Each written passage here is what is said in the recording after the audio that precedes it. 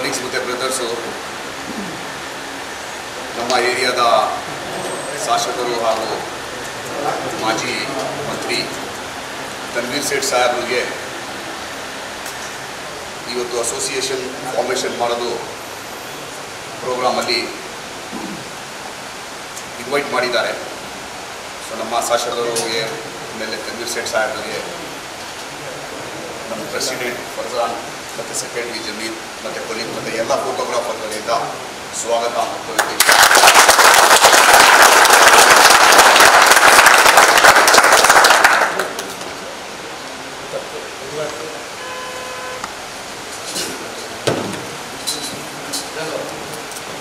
ಉದ್ಘಾಟನೆಯನ್ನು ಮಾಡೋಕ್ಕೆ ನಮ್ಮ ಸೆಕ್ರೆಟರಿ ಜಮೀಲ್ ಮತ್ತು ಪ್ರೆಸಿಡೆಂಟ್ ಫರ್ಜಾನ್.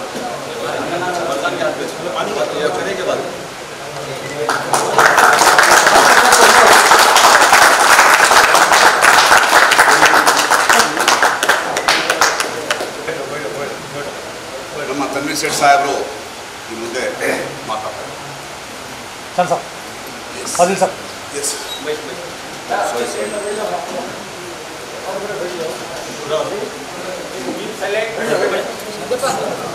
ಮೈಸೂರು ನಗರ ಛಾಯಾಗ್ರಾಹಕರು ಮತ್ತು ವಿಡಿಯೋಗ್ರಾಫರ್ಸ್ ಸಂಯುಕ್ತವಾಗಿ ಒಂದು ಸಂಘಟನೆಯನ್ನು ಹುಟ್ಟಾಕಿ ಅದರ ಉದ್ಘಾಟನೆಗೆ ನನ್ನನ್ನು ಆಹ್ವಾನಿಸಿದ್ದಾರೆ. ಯಾವುದೇ ಸಮುದಾಯ ಆಗಿದ್ದರೂ ಕೂಡ ನಾವು ಏಕಾಂಗಿಯಾಗಿ ಎಲ್ಲವೂ ಮಾಡೋಕ್ಕೆ ಸಾಧ್ಯ ಅನ್ನೋದು ಇವತ್ತು ಎಲ್ಲೋ ಒಂದು ಕಡೆಗೆ ಅದು ನಡೆಯಲ್ಲ, ಅಥವಾ ನಮಗೆ ಆಗುವಂಥ ಅದರಿಂದ ಕಷ್ಟ ಸಾಧ್ಯ ಕಾರ್ಪಣ್ಯಗಳು ಏನು ಅನ್ನೋದು ಕೂಡ ನಿಮ್ಮ ಅನುಭವದಲ್ಲಿ ಈಗಾಗಲೇ ಬಂದಿರ್ಬೋದು. ಈಗ ವಿಶೇಷವಾಗಿ ನಾನು ಬರ್ತಾ ಅದೇ ಹೇಳಿದೆ, ಛಾಯಾಗ್ರಾಹಕರು ಮತ್ತು ವಿಡಿಯೋಗ್ರಾಫರ್ಸ್ ಅಂತ ಹೇಳಿದಂತಹ ಸಂದರ್ಭದಲ್ಲಿ ವಿಶ್ವದಲ್ಲಿ ನಾವು ಆರಾಧಿಸುವಂತಹ ನಮ್ಮ ನಂಬಿಕೆಯ ದೇವರುಗಳು ಸೃಷ್ಟಿ ಮಾಡಿರುವಂತಹ ಈ ಲೋಕಕ್ಕೆ ಎಷ್ಟು ಕಣ್ಣಿದೆಯೋ ಅದಕ್ಕಿಂತ ಜಾಸ್ತಿ ಕ್ಯಾಮ್ರಾಗಳಿವೆ. ಪ್ರತಿಯೊಬ್ಬರ ಕೈಯಲ್ಲಿ ಒಂದಲ್ಲ ಎರಡೋ ಮೊಬೈಲು, ಎಲ್ಲರೂ ಫೋಟೋಗ್ರಫಿ ಮತ್ತು ವಿಡಿಯೋಗ್ರಫಿ ಮಾಡುವಂಥದ್ದಕ್ಕೆ ಪ್ರವೃತ್ತರಾಗಿದೆ. ಪ್ರೊಫೆಷ್ನಲ್ ಫೋಟೋಗ್ರಾಫರ್ಸ್, ಅದು ಸ್ಟುಡಿಯೋಗಳನ್ನ ಇಟ್ಕೊಂಡಿರೋರು ಅಥವಾ ಮದುವೆ ಬೇರೆ ಇತರೆ ಕಾರ್ಯಕ್ರಮಗಳಲ್ಲಿ ನೀವು ಖಾಸಗಿಯಾಗಿ ಕೊಡುವಂತಹ ಕಾರ್ಯಕ್ರಮಗಳು, ಈ ಎಲ್ಲದಕ್ಕೂ ಒಂದಲ್ಲ ಒಂದು ರೀತಿಯಲ್ಲಿ ನಿಯಮಾವಳಿಗಳು ರಾಜ್ಯ ಮತ್ತು ಕೇಂದ್ರ ಸರ್ಕಾರ ಮಾಡಿದೆ. ಇವತ್ತಿನ ಸನ್ನಿವೇಶದಲ್ಲಿ ನೀವು ಸ್ಥಾಪಿಸಿರುವಂಥ ಈ ಸಂಘಟನೆಗಳು ಬಹುಶಃ ಒಂದು ಅರ್ಥ ಬರುವಂಥ ರೀತಿಯಲ್ಲಿ ಇದು ಇವತ್ತು ಹುಟ್ಟಾಕಿದ್ದೀರ ಅಂತ ನಾನು ಭಾವಿಸ್ತೇನೆ. ನಿನ್ನೆ ತಾನೇ ರಾಜ್ಯದ ಮುಖ್ಯಮಂತ್ರಿಗಳಾದಂಥ ಸನ್ಮಾನ್ಯ ಸಿದ್ದರಾಮಯ್ಯ ಅವರು ಅವರ ಒಂದು ಭಾಷಣದಲ್ಲಿ ತುಮಕೂರಲ್ಲಿ ಅವರು ಭಾಷಣ ಮಾಡುವಂತಹ ವೇಳೆಯಲ್ಲಿ ಹೇಳಿದ್ದಾರೆ, ಇವತ್ತು ನಮಗೆ ಹಿಂದೆ ಕೇವಲ ದೂರದರ್ಶನ ಒಂದೇ ಇದ್ದಿದ್ದು, ಮಿಕ್ಕಿದೆಲ್ಲ ಪ್ರಿಂಟ್ ಮೀಡಿಯಾದಲ್ಲಿ ಇದ್ದಂತಹ ಮಾಧ್ಯಮ ಇತ್ತು. ಇವತ್ತು ದೃಶ್ಯ ಮಾಧ್ಯಮ ಅತಿ ಹೆಚ್ಚಾಗಿ ಬೆಳೆದುಬಿಟ್ಟಿದೆ. ಯಾವ್ಯಾವ ಚಾನೆಲ್ ಎಲ್ಲೆಲ್ಲಿದೆ ಅಂತಲೂ ಗೊತ್ತಾಗೋಕ್ಕಿಂತ ಹೆಚ್ಚಾಗಿ ಸ್ಥಳೀಯವಾಗಿ ವಿ ಹ್ಯಾವ್ ಕೆಲವೊಂದು ಖಾಸಗಿ ಯೂಟ್ಯೂಬರ್ಸ್ ಜಾಸ್ತಿ ಆಗ್ತಾಯಿದೆ. ಸೋಷಿಯಲ್ ಮೀಡಿಯಾ ಅದೇನಾಗಿದೆ, it is a form of good communication. ಆಗ್ತಾ ಇರುವಂಥದ್ದನ್ನು ಜನರಿಗೆ ತಲುಪಿಸುವಂಥದ್ದಕ್ಕೆ ಇವತ್ತು social media is doing a lot of work.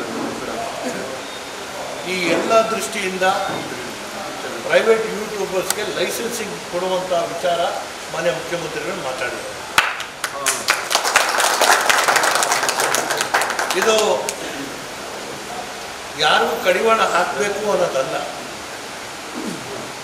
ಆದರೆ ಯಾರು ನಿಷ್ಠೆ ಪ್ರಾಮಾಣಿಕತೆಯಿಂದ ಈ ಕಸಬನ್ನು ಅವರ ವೃತ್ತಿಯಾಗಿ ಪಡ್ಕೊಂಡು ಅವ್ರು ಯಾರು ಮುಂದೋಗ್ತಾ ಇದ್ದಾರೆ ಅಂಥವ್ರಿಗೆ ಶಕ್ತಿ ಕೊಡುವಂಥದ್ದು. ಮತ್ತು ವಿನಾಕಾರಣ ಸಿಕ್ಕಿದ ಕಡೆ ಅವ್ರು ಬಂದ್ಬಿಟ್ಟು ನಾನು ಮೀಡಿಯಾ ಅಂದ್ಬಿಟ್ಟು ನುಗ್ಗೋದು, ಅದನ್ನು ಕಡಿವಾಣ ಹಾಕುವಂಥದ್ದಕ್ಕೆ ಇದು ಒಂದು ಉತ್ತಮವಾದಂಥ ಕ್ರಮ ಅಂತ ನಾನು ಭಾವಿಸ್ತೇನೆ. ಎರಡನೇದಾಗಿ, ಇದು ಗ್ರಾಹಕರು ಮತ್ತು ನೀವು ನಿಮ್ಮ ಮಧ್ಯೆ ಇರುವಂಥ ಒಪ್ಪಂದಗಳು. ಇದು ಬಹುಶಃ ಮದುವೆ ಸಮಾರಂಭಗಳಲ್ಲಿ ಫೋಟೋಗ್ರಾಫರ್ ಸಿಕ್ಕೋ ದುಡ್ಡಿಗಿಂತ ಪ್ರಿಂಟ್ ಮಾಡುವಂಥವ್ರಿಗೆ ಇದು ಜಾಸ್ತಿ ಸಿಗುತ್ತೆ, ಡೆಕೋರೇಷನ್ ಮಾಡೋರಿಗೆ ಅದಕ್ಕಿಂತ ಜಾಸ್ತಿ ಸಿಗುತ್ತೆ. ಇದನ್ನು ನೀವು ಮನದಟ್ಟು ಮಾಡಿಕೊಂಡು ಒಂದು ರೀತಿಯಲ್ಲಿ ಯಾರಿಗಾದ್ರೂ ಸಿಕ್ಕಲಿ ಪೈಪೋಟಿ ನಿಮ್ಮಲ್ಲೇ ನೀವು ಮಾಡ್ಕೊಬೋದು. ಇವತ್ತು ಅನೇಕ ಸಂದರ್ಭಗಳು ನಾವು ನೋಡ್ತೇವೆ, ಅವ್ನು ಕೊಡಬೇಡಿ ಸರ್, ಅವ್ನು ಸರಿಗಿಲ್ಲ, ಇವ್ನು ಸರಿಗಿಲ್ಲ ಅಂತ ನಾವೇ ಮತ್ತೊಬ್ಬರಿಗೆ ಬೀಳಿಸಿ ನಾವು ಮೇಲೆ ಬರುವಂಥ ಪ್ರಯತ್ನ ಮಾಡ್ತೀವಿ. ಜೊತೆಗೆ ಯಾವುದೇ ಧರ್ಮ ಆಗಿರ್ಬೋದು, ಆ ಧರ್ಮಗಳ ಆಧಾರಗಳು ಇವತ್ತು ನಮ್ಮ ಸಂವಿಧಾನದಲ್ಲಿ ಅಡಕಿರುವಂಥದ್ದು. ನಮಗೆ ಸಮಾನತೆ ಬೇಕು. ಜೊತೆಗೆ ನಿಮ್ಮ ವೃತ್ತಿಯನ್ನು ಅವಲಂಬಿಸಿಕೊಂಡು ಯಾರಾದರೂ ಅವನ ಜೀವನ ಮಾಡಬೇಕು ಅಂತ ಹೇಳಿದಾಗ ಅತ್ಯಂತ ಕೀಳು ಮಟ್ಟದಲ್ಲಿ ಕೆಳಮಟ್ಟದಲ್ಲಿರುವಂಥವ್ರಿಗೆ ಕೈ ಹಿಡಿದು ಮೇಲೆತ್ತುವಂಥ ಕೆಲಸ ನೀವು ಮಾಡಬೇಕು.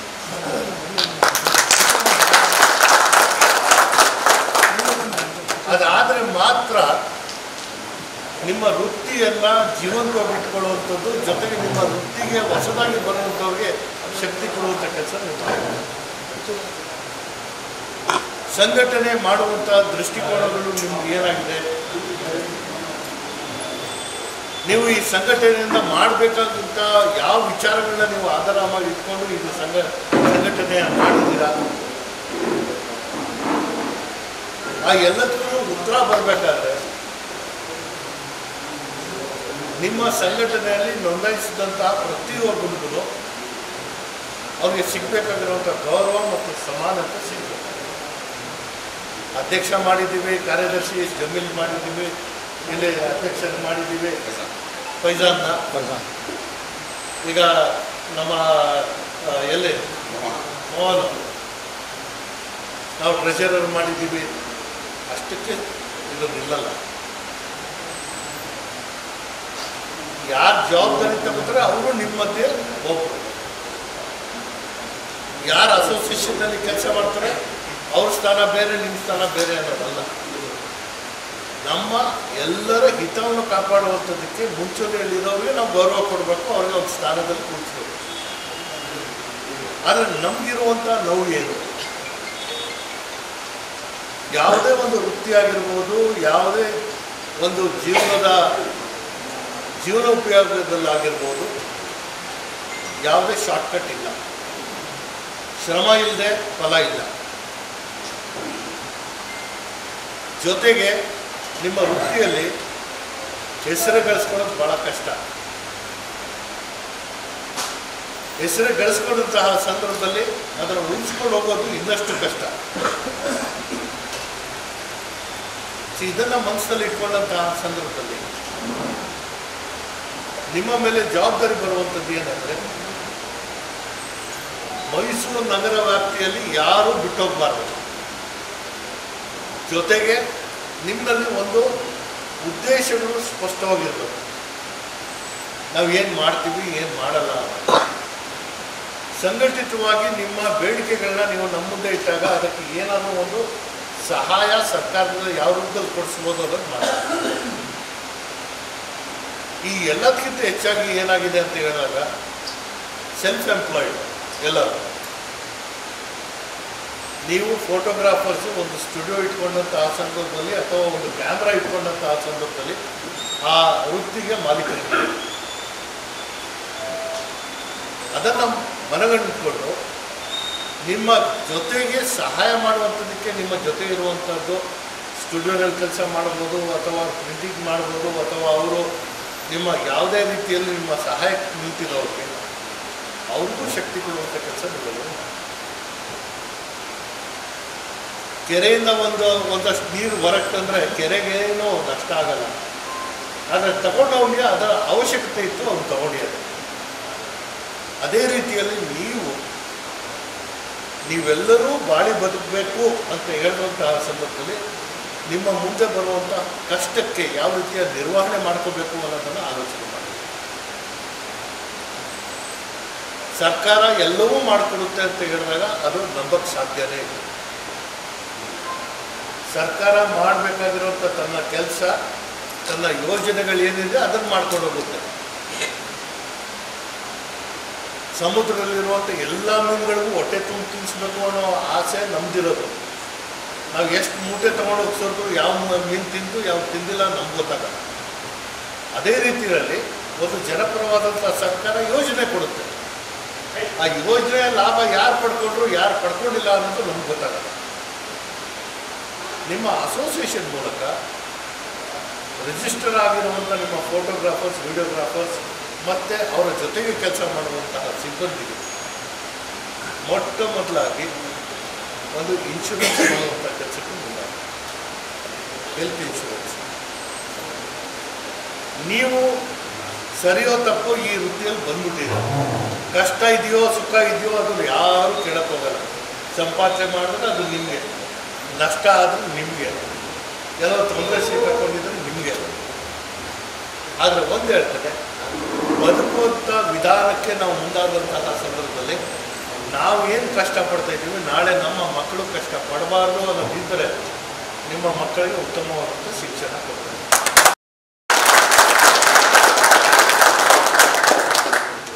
ಶಿಕ್ಷಣ ಕೊಡೋ ಜೊತೆಗೆ ನಿಮ್ಮ ವೃತ್ತಿಯಲ್ಲೇ ಬರಬೇಕು ಅಂತ ಇದ್ದರೆ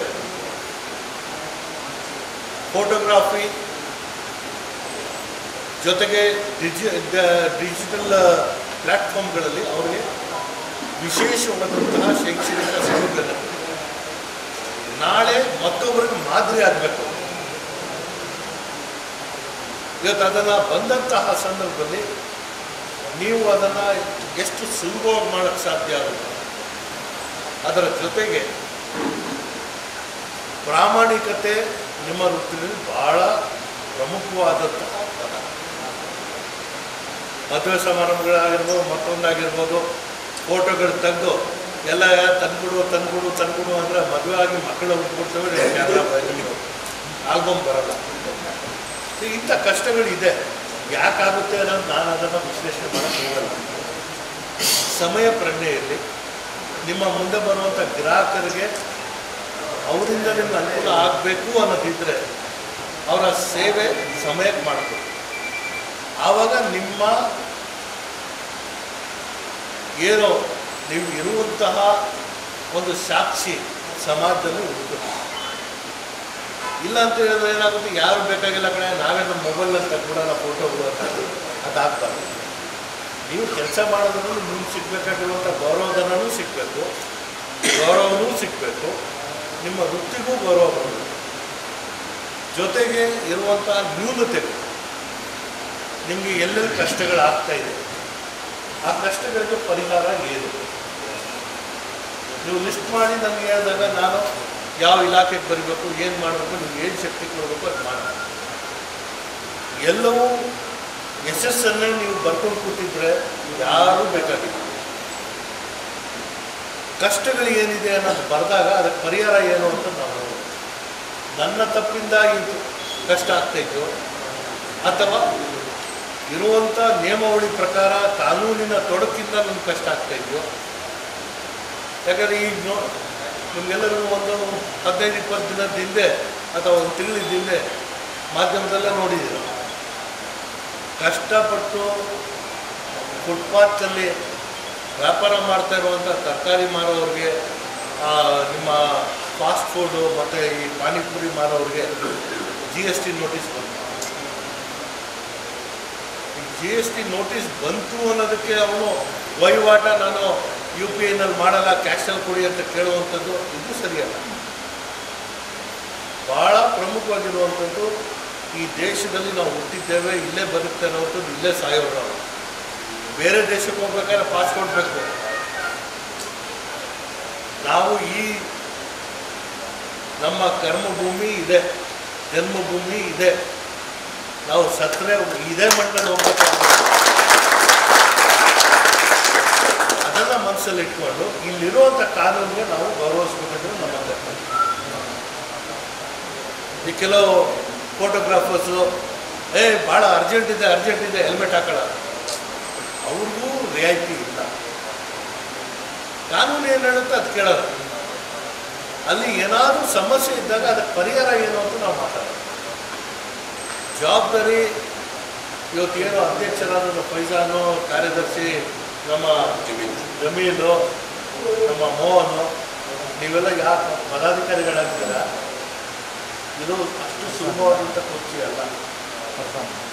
ಇಲ್ಲಿ ಕೂತ್ಕೊಂಡಂತಹ ಸಂದರ್ಭದಲ್ಲಿ ಎಲ್ಲರಿಗೂ ನ್ಯಾಯ ದೊರಕಿಸ್ಕೊಳ್ಬೇಕು, ಎಲ್ಲರಿಗೂ ಸಿಗಬೇಕಾಗಿರುವಂಥ ಸೌಲಭ್ಯಗಳು ಸಿಗಬೇಕು, ಇರುವಂಥ ನಿಮ್ಮ ಸಮಸ್ಯೆಗಳಿಗೆ ಪರಿಹಾರ ಸಿಗಬೇಕು. ಪರಿಹಾರ ಕೇಳಬೇಕು ಅಂತ ಹೇಳ್ಬಿಟ್ಟು ನನಗೆ ಎಲ್ಲ ಪೊಲೀಸ್ ಸ್ಟೇಷನ್ ಕಂಪ್ಲೇಂಟಾಗಿ ಬಿಡಿಸ್ಕೊಡಿ ಅಂದರೆ ಅಲ್ಲ.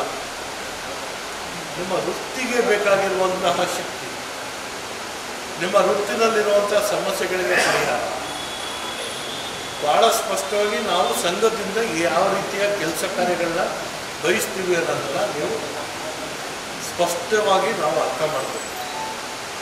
ಅದಾದರೆ ಮಾತ್ರ ನಮ್ಮ ಈ ಸಂಘಟನೆಗೆ ಒಂದು ಗೌರವ ಬರುತ್ತೆ. ನಾವು ನಾಳೆ ದಿವಸ ನಿಮಗೆ ಜೊತೆ ನಿಂತು ನಿಮ್ಗೆ ಸಹಾಯ ಮಾಡ್ತೀವಿ ಅಂತ ಹೇಳಿದಾಗ ಅದು ಕಾನೂನಿನ ಚೌಕಟ್ಟಲ್ಲಿ ಇರ್ತದೆ. ಇದು ಮಾಡ್ತೀರಾ. ಜೊತೆಗೆ ಒಂದು ಕೆಲಸ ಇಲ್ಲ, ನನಗೆ ಜೀವನಕ್ಕೆ ಯಾವುದೇ ಮಾರ್ಗ ಇಲ್ಲ, ನಾನು ಕಲ್ತನ ಮಾಡ್ತೀನಿ, ನಾನು ಎಲ್ಲೋ ದರೋಡೆ ಮಾಡ್ತೀನಿ ಅಂತ ನಾನು ಯಾರು ಸಹಾಯ ಮಾಡ್ಬೋದು. ಒಂದು ವೃತ್ತಿ ಮಾಡ್ತೀನಿ, ಯಾರೋ ಬದುಕ್ತವ್ರೆ ನಾನು ಬದುಕ್ತೀನಿ ಅಂತ ಬಂದಂಥವ್ರಿಗೆ ಅವನ ಛಲ ಏನಿದೆ ನೋಡಿ ಬೆನ್ನು ಕಟ್ಟುವಂಥ ಕೆಲಸ ನೀವು ಮಾಡಿದಾಗ ನಿಮ್ಮ ಸಂಖ್ಯೆ ಇನ್ನೂ ಹೆಚ್ಚಾಗುತ್ತೆ. ಇದನ್ನು ಇವನು ನಮ್ಮ ಜೊತೆ ಸೇರ್ಕೊಂಡ, ಇವನು ಸೇರ್ಕೊಂಡ ನೋಡಿ. ಒಂದು ಈ ಭೂಮಿಗೆ ಬಂದು ಜನರ ಆಕರ್ಷಿಸಬೇಕು, ಮರಣ ಖಚಿತ. ನಾವು ಏನೂ ಮಾಡಿಲ್ಲ ಅಂದ್ರೂ ಸಮಸ್ಯೆಗಳು ತಾನಕ್ಕೆ ತಾನು ಬಂದು ಸೇರ್ಕೊತದೆ, ಸಾವು ತಾನಕ್ಕೆ ತಾನು ಬರುತ್ತೆ. ಇಲ್ಲ ನಾವು ಸರಿಯಾಗಿ ಚೆನ್ನಾಗಿ ಬಾಡಿ ಬದುಕಬೇಕು ಅಂತ ಹೇಳಿದಾಗ ನಿಮ್ಮ ಛಲ ತೋರಿಸ್ಬೇಕು. ಆ ಛಲ ತೋರಿಸಿದ್ರೆ ಮಾತ್ರ ನಾವು ಬೆಳೆಯಕ್ಕೆ ಸಾಧ್ಯ. ಅದು ಮಾಡುವಂಥದ್ದಕ್ಕೆ ಇವತ್ತು ಏನು ಸಂಘಟನೆ ಮಾಡ್ಕೊಂಡಿದ್ದೀರ, ಈ ಸಂಘಟನೆ ನಿಮಗೆ ಒಳ್ಳೆಯ ಮಾರ್ಗಸೂಚಿ ಕೊಡಲಿ, ಒಳ್ಳೆಯ ಶಕ್ತಿ ಕೊಡುವಂತಹ ಲಾಭದಾಯಕವಾದಂತಹ ಅಂಶಗಳು ಕೊಡಲಿ, ನಿಮ್ಮಲ್ಲಿರುವಂತಹ ವೃತ್ತಿಯಲ್ಲಿರುವಂತಹ ಸಮಸ್ಯೆಗಳಿಗೆ ಪರಿಹಾರ ಹುಡುಕುವಂಥ ಒಂದು ಉತ್ತಮ ವೇದಿಕೆ ಆಗಲಿ. ಯಾವ ಸಂದರ್ಭದಲ್ಲಿ ನನ್ನಿಂದ ನಿಮ್ಗೆ ಸಹಾಯ ಆಗಬೇಕಾಗುತ್ತೆ, ನಾನು ಯಾವತ್ತೂ ನಿಮ್ಮ ಮಾರ್ಗದರ್ಶನಕ್ಕಾಗಿ ನಾನು ಯಾವತ್ತೂ ಇರ್ತೇನೆ. ನಿಮ್ಮಿಂದ ನಿರೀಕ್ಷೆ ಅನ್ನುವಂಥದ್ದು ಇಷ್ಟ. ನೀವು ಯಾರಿಗೂ ತೃಪ್ತಿಪಡಿಸೋದು ಬೇಕಾಗಿಲ್ಲ. ನಿಮ್ಮ ಕೈಗೆ ಸೇರುವಂಥದ್ದು ನಿಮ್ಮ ಗ್ರಾಹಕನಿಗೆ ತೃಪ್ತಿಪಡಿಸ್ಬೇಕಾಗಿರೋ ಜವಾಬ್ದಾರಿ. ಅದು ಮಾಡಿದಾಗ ನಿಮ್ಮ ಬಾಂಧವ್ಯ ಗಟ್ಟಿಯಾಗುತ್ತೆ. ಒಬ್ಬನಿಗೆ ತೃಪ್ತಿ ಆದಾಗ ಅವ್ನು 4 ಜನ ಕೇಳ್ತಾರೆ, ಇಂಥವನು ಒಳ್ಳೆಯವನಿದ್ದಾನಪ್ಪ ಅಂತ. ಆ ಒಳ್ಳೆಯವನು ಅನ್ಸ್ಕೊಳ್ಳೋದು ಭಾಳ ಕಷ್ಟ. ನಿಮ್ಮ ವೃತ್ತಿನಲ್ಲಿ ಪ್ರತಿಯೊಬ್ಬರು ಒಳ್ಳೆಯವರು ಆಗಲಿ ಅಂತ ನಾನು ಆಶಿಸ್ತಾ, ನಿಮ್ಮ ಆಸೆ ಆಕಾಂಕ್ಷೆಗಳಿಗೆ ನಿಮ್ಮ ಈ ಸಂಘಟನೆ ಮೂಲಕ ಶಕ್ತಿ ಸಿಕ್ಕಲಿ ಅಂತ ನಾನು ಆಶಿಸ್ತಾ, ನನ್ನನ್ನು ಕರೆದು, ಯಾಕಂದರೆ ಇವತ್ತು ಬೆಳಗ್ಗಿಂದಲೂ ಕಾರ್ಯಕ್ರಮಗಳಿತ್ತು, ಈ ಮಧ್ಯದಲ್ಲಿ ನೀವು ಇಲ್ಲಿ ಬರೋಕ್ಕೆ ಸ್ವಲ್ಪ ವಿಳಂಬವಾಯಿತು. ಯಾಕಂದರೆ ಎಲ್ಲರೂ ನಮ್ಮವರೇ ಇರೋದ್ರಿಂದ ತಡ್ಕೊತೀರ ಅಂತ ನಾನು ವಿಳಂಬ ಬಂದೇ ನಿಮಗೆಲ್ಲರಿಗೂ ಶುಭ ಕೋರ್ತಾ ನಾನು ನನ್ನ ಮಾತುಗಳಿಗೆ ವಿರಾಮ ಮಾಡ್ತೀನಿ.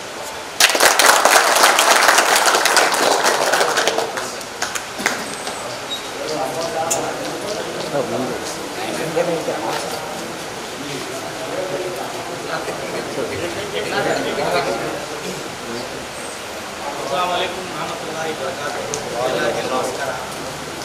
हमारे दिल के गहराई से हमारे आज जमीर सेठ साहब का शुक्रिया अदा करती कि हमारी दावत को मुंबई कोर्ट में ले आए। साथ ही साथ हमारा कानून बैग का भी तहे दिल से शुक्रिया अदा आप सब लोग आए, सबका भी तहे दिल से शुक्रिया अदा करता हूँ। हमारे पूरी टीम जो है जितने ऑफिस वर्क है पीछे करा लिया ग्रुप फोटो ले जाओ।